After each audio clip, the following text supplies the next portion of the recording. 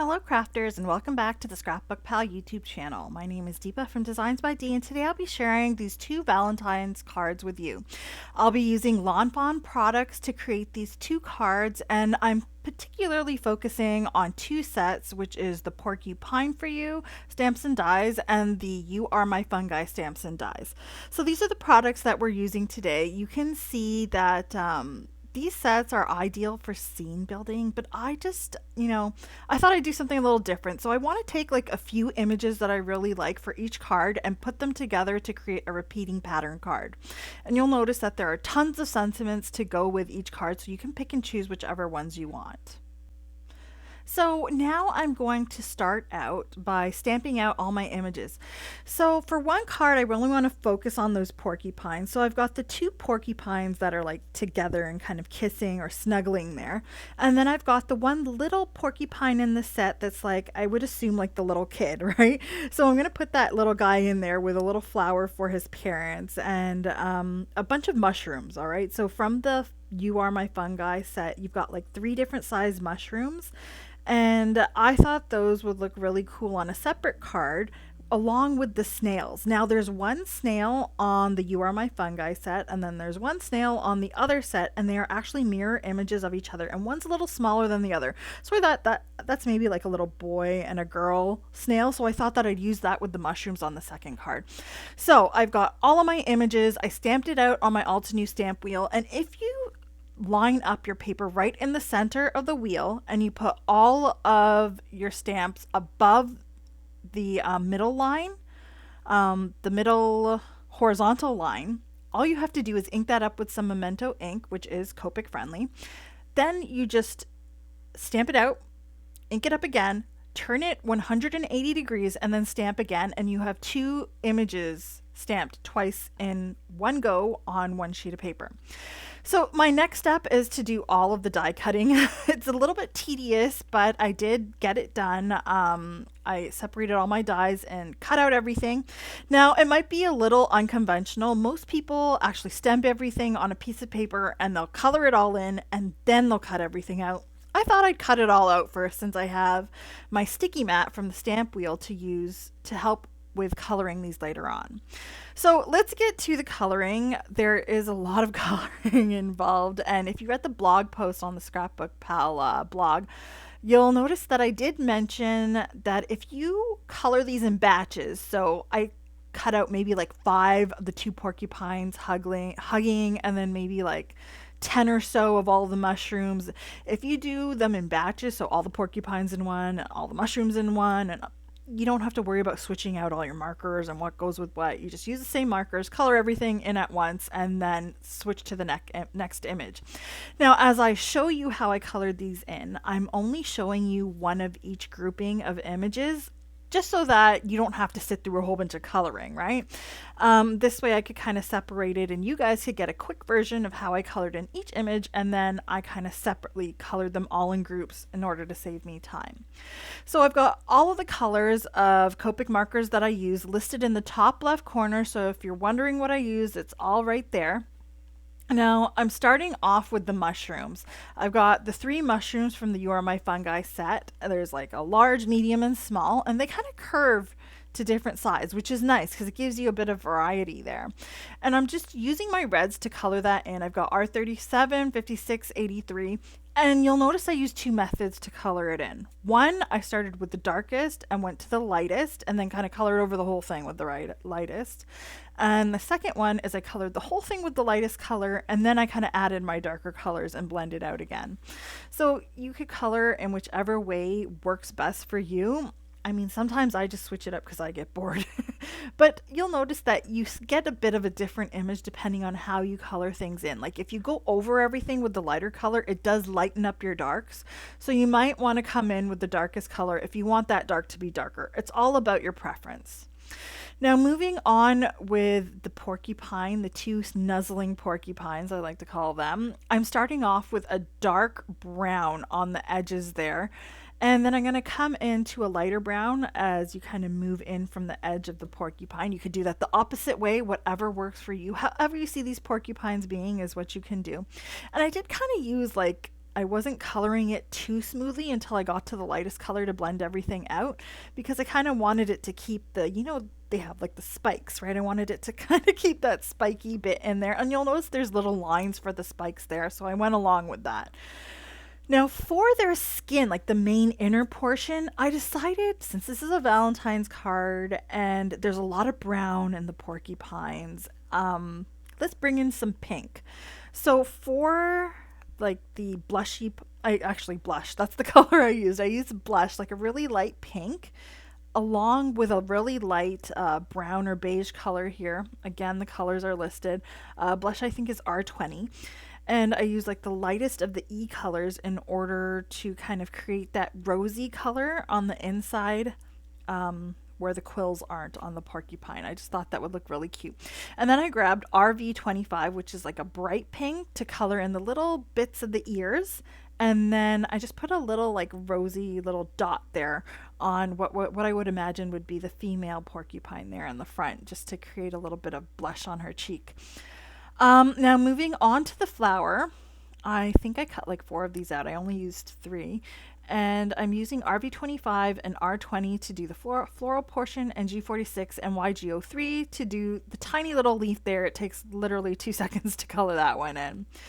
Now moving on to the little baby porcupine, and I'm just assuming he's watching his mommy and daddy snuggling, and he just wants them to, be together forever and be a happy family. So we'll color in his pines in E29 and E33, and then the body in E00 and R20, again that blush to give it that pinkish hue.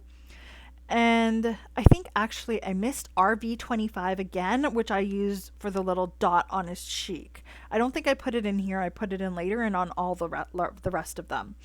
I'm going to have that guy holding the flower, kind of as if to say, here, mom and dad, happy Valentine's Day. I hope you guys have a great day, kind of thing. And then I'm moving on to the snails. Now I kept them a little more neutral. I used the lightest colors of those beige colors, and then I also used the lighter pinks there on the actual shells. And then we've just got these tiny little hearts here.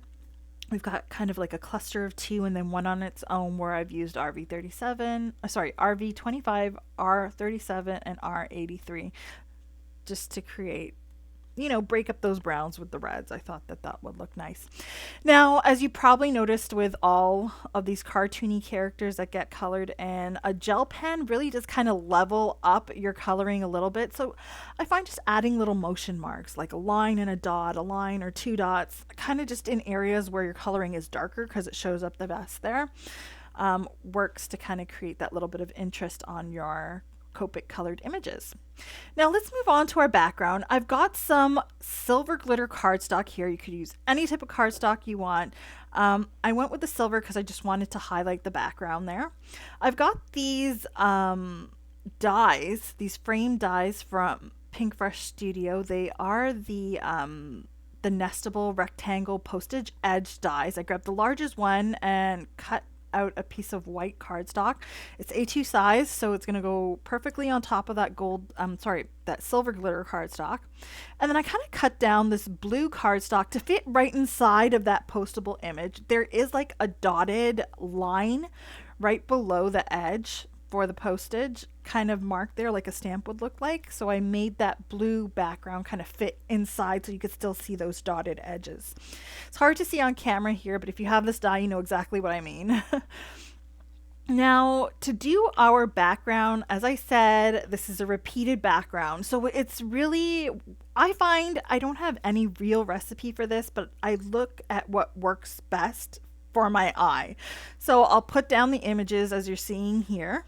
And I'm not attaching anything yet, so I'm just kind of arranging it. You'll notice that I did attach the flower to the little baby porcupine there, just because it's going to be like one image, and it's just easier to do that when you're kind of placing things down when they're not stuck down, right? Because they can move around.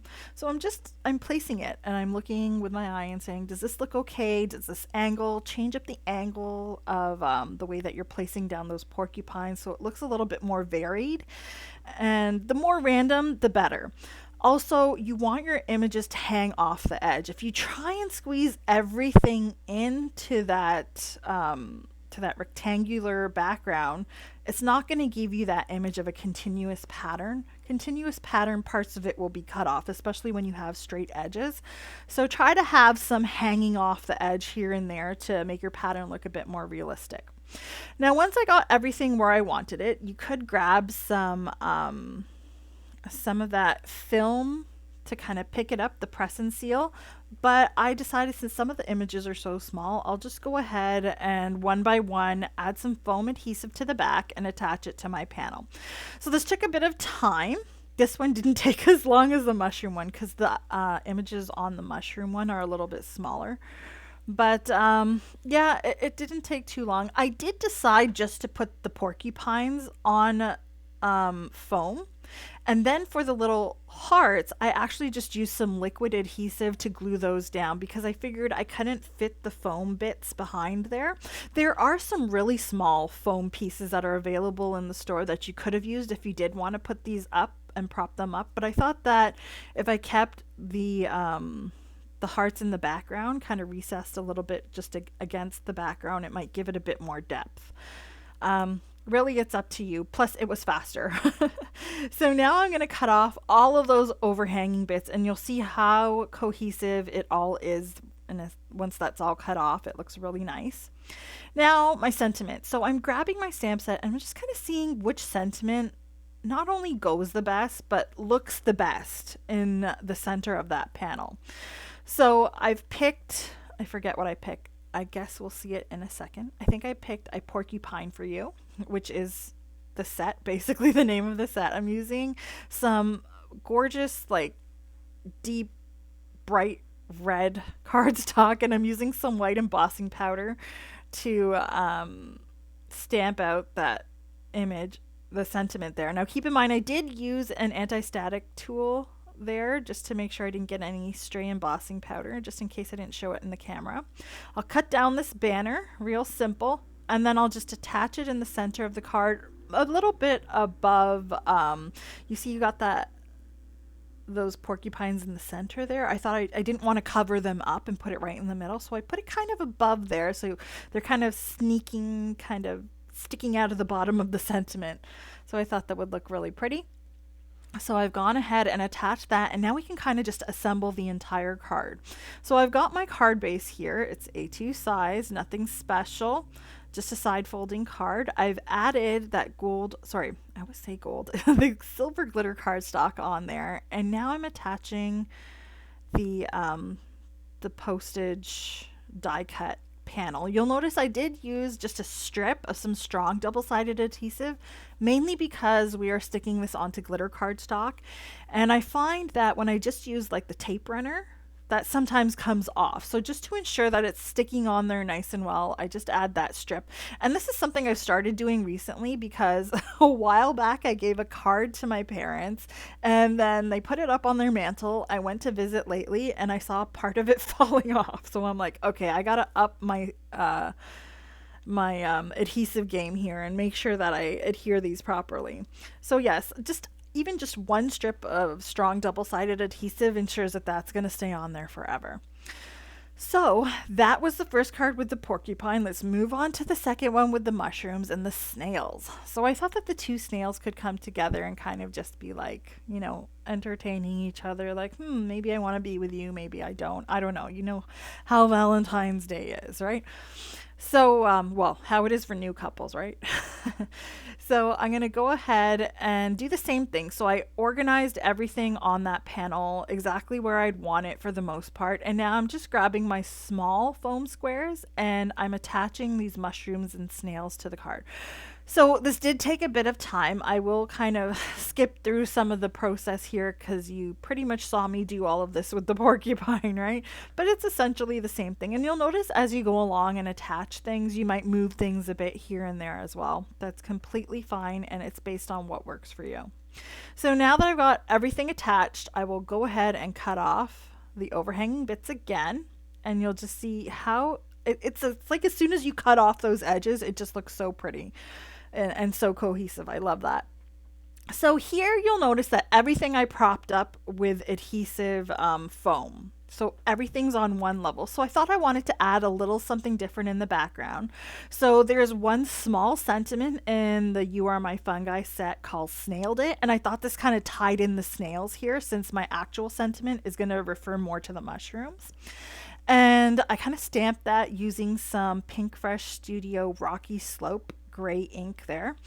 And I stamped it out a few times. And then to add a bit of variation, I grabbed the really small heart and I stamped that out a few times there in the background as well. And if you wanted, you could use some gems or something instead, but I liked the fact that the Snailed It sentiment tied in that snail, because otherwise he was kind of just hanging there. Like, what is the snail for other than, you know, finding snails around mushrooms, right? So I thought it just kind of brought everything together. Now again, I'm going to assemble this in the exact same manner as the first. I'm adding that silver glitter cardstock on the back. I'm going to add that strong piece of double-sided adhesive to attach this other panel of Postage die cut panel. Sorry. the panel that was cut using the Pinkfresh Studio Postage Edge die.